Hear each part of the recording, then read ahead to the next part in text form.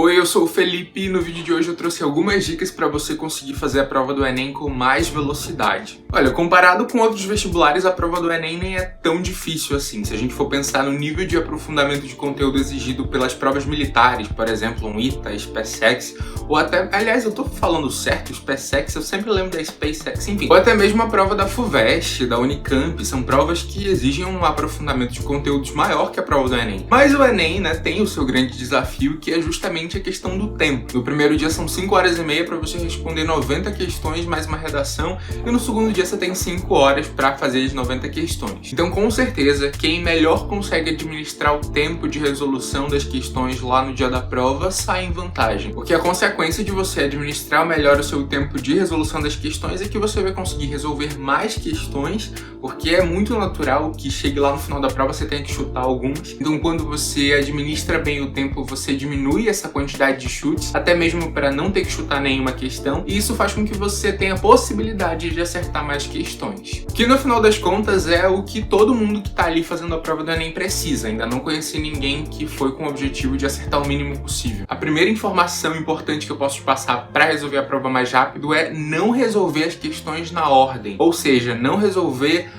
as questões na ordem que o Enem te colocou. Por exemplo, resolveu a primeira, a segunda, a terceira e vai até a 90 resolvendo uma por uma. Isso não é bacana de você fazer. Não só as questões têm níveis de dificuldade, de aprofundamento diferentes, mas como você também tem a sua própria gama de facilidades e dificuldades. E estratégia de prova é um tema completamente à parte. Inclusive eu posso fazer um vídeo sobre isso futuramente, mas independente da estratégia que você utilizar, independente da divisão de conteúdo que você vai fazer ali na hora da prova, o pilar de uma boa estratégia é você resolver as questões mais fáceis e em uma quantidade maior no começo, num tempo mais reduzido, para que você tenha uma janela de tempo boa para resolver as questões que são um pouco mais aprofundadas para o final da prova. Pensa aqui junto comigo, vamos imaginar uma prova com 15 questões. A questão 1 é bem tranquila, aí depois você tem a 7, a 8, a 9 e a 10, que são questões bem fáceis, e a 15 também é bastante fácil. Você começou pela 1, beleza, conseguiu resolver bem tranquilamente. Daí você passa um tempão tentando resolver a 2, um tempão tentando resolver a 3, um tempão tentando resolver a 4. Daí quando vai chegando mais lá pro final, na questão 7, 8, 9, que é essa sequência de novas questões mais fáceis,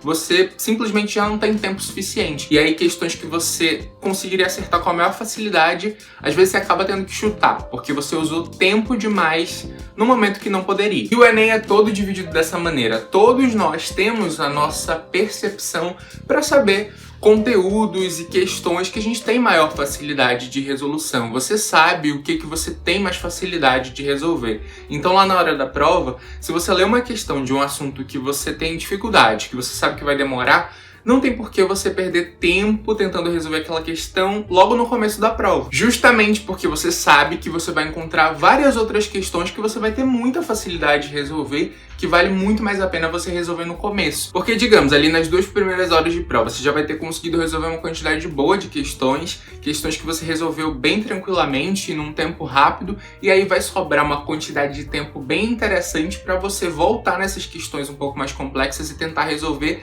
sem o peso de saber que tem questões mais fáceis ainda para serem resolvidas. Então a primeira dica que eu passo é essa: faça a prova numa constante triagem. Então você vai começar da 1 até a 90 pulando todas as questões que você sabe que vai encontrar mais dificuldade. Quando você chegar lá no final da prova, você vai ter resolvido todas as questões que você naturalmente resolveria rápido, e aí já vai ter matado essa tarefa. Isso vai te dar um tempo muito mais hábil para você voltar nas questões mais complexas, e aí você faz uma nova triagem.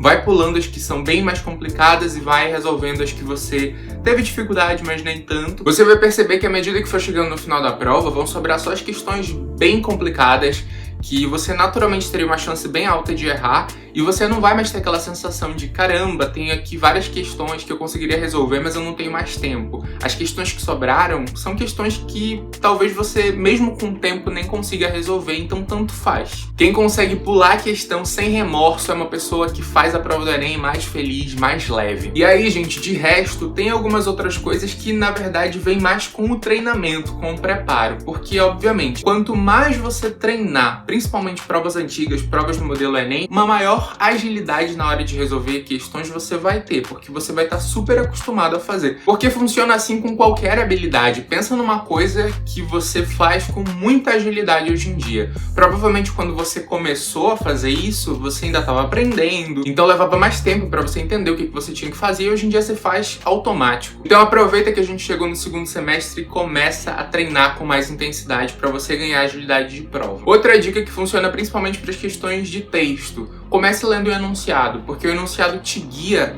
o teu cérebro para quando você for ler o texto pela primeira vez, você já consiga buscar as informações que você sabe que vai precisar para resolver a questão. Isso previne que você leia o texto enorme todo por completo, e aí quando você chega no enunciado você perceba que você não prestou atenção nas informações-chave. E aí tenha que fazer uma segunda leitura, isso já vai aumentar o tempo que você vai gastar na prova. Imagine se você for fazer isso em todas as questões, então começa pelo enunciado. Uma vez eu vi aqui no canal uma pessoa perguntando se pode riscar na prova do Enem. Você não pode rasurar o cartão resposta, porque aí sim a tua correção não vai poder ser feita. Mas a prova, o caderno de prova, você pode riscar à vontade. Então, nas questões de cálculo, de matemática, sublinha todos os dados à medida que você for lendo.